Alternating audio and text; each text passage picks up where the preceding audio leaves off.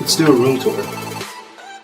As you guys probably guessed by now, I live in a campus dorm, and it kind of sucks because the walls are bland and prison-like, and there's nothing really in here to make it feel very homely. But having an engineer's mind, I wanted to make it a lot more functional as well as being more homely. So without further ado, let me show you guys what I did to make that happen. So first off, LEDs create ambiance, and because of that, I've actually set up several 16-foot LED strips around this room in order to give it a kind of atmosphere depending on what I'm doing. So as a computer engineer, when I'm deep in coding, I have this room give off this dim red glow so that it kind of gets me more in the mood of what I'm doing. Then when I'm watching YouTube videos or watching a movie, I actually turn off all the lights in this room except for one LED strip inside of my PC case, which gives off a dim glow onto kind of my desk so I can eat and enjoy the video. So I actually also keep two soft boxes connected to a single power strip around my secondary desk. So that also can help shoot videos and get work done when I'm using my secondary desk. And that actually leads me pretty well into the second part of this kind of room tour, which is my work desk. Now, I live in a dorm, and when I came here, the room only had the one desk, which is my work desk. And I kind of wanted to keep my spaces separated, so I dedicated that one to a workspace, and I used my folding table as my PC desk. Now, for my work desk, I kind of wanted to light it properly without having a lot of clutter on the desk because I do prefer minimalism. So I basically put two soft boxes on the edges, cleaned off the desk, and basically mounted a power strip in front of the desk, which I then plugged the two soft boxes into, and now everything just with the push of a button turns on. So while we're here, let's talk about drawers. Not that much fun, but I promise you this may very well help you. Now when you put stuff in drawers, every time you open or close it, everything in there just gets messed up. Like you try to arrange everything and keep everything in the right place, but again, every single time you open and close it, everything gets jumbled up and it's not really that helpful.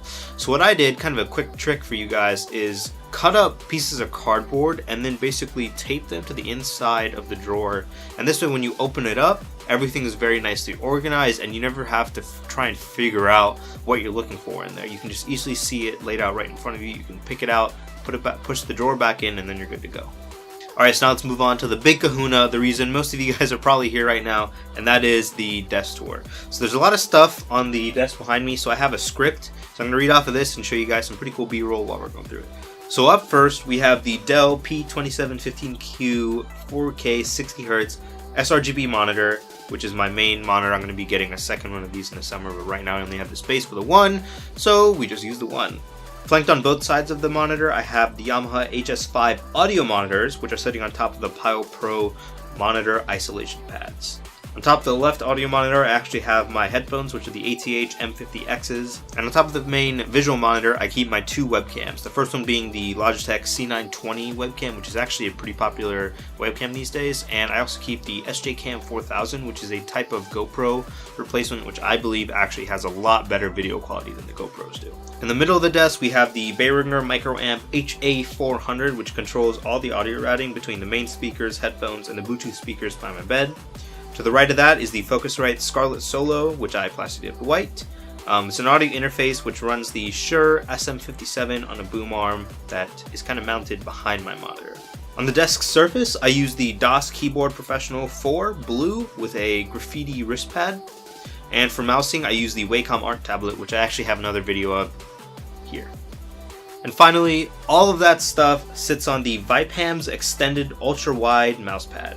To the right of that is the Moco 6-port USB hub, which actually also houses a micro SD card slot and a full-size SD card slot. So being a video maker, those are so nice to just be able to pop out of your camera, stick it in the USB hub, and be good to go. Now the computer. Oh, the computer. It is awesome. If you guys want any specs on it, I will leave a PC part picker link in the description. I know a lot of you guys don't know much about exactly what PC components go in what. Actually, JD has, he's going to be coming out with a series with a lot of how to pick certain PC parts, so you guys can go watch those here. Now, to sit my butt on, I also use a Staples hiking chair with some generic folding table. I don't think that's really that important. I do like the hiking chair. It's actually mesh, so you, like when you sit in it, it's very breathable because it's mesh. Mesh, it's a fun word. So as far as cable management goes, with all this stuff on the desk, there's actually I think I used 22 power outlets to get everything powered. Now that leads to a lot of wires, so what I do is I buy Blue Lounge cable bins. They're essentially just like little plastic boxes that you can buy. You guys could probably make them like out of cardboard or even wood if you wanted to.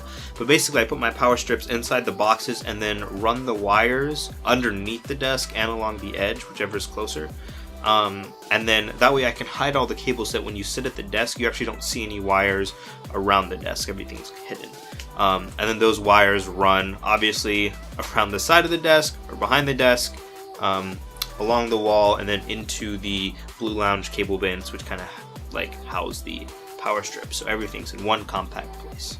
A day later, and I realized I never recorded an outro for this video, so here it is. If you guys have any questions or suggestions on what I can do to make this setup even better, let me know. This is the first time I'm shooting kind of room tour, setup tour type thing. I'm going to be shooting another one of these mid-2016 for when I actually move back home and I have my completed setup. So at that point, I don't know if anything's really going to be that different, but if there is, you'll be sure to know about it. The main difference is going to be the table, and I'm definitely going to have a different arrangement of where I have my kind of shooting space, my editing space, and my workspace. So I hope you guys are looking forward to that, and until then, I will see you guys in the next one.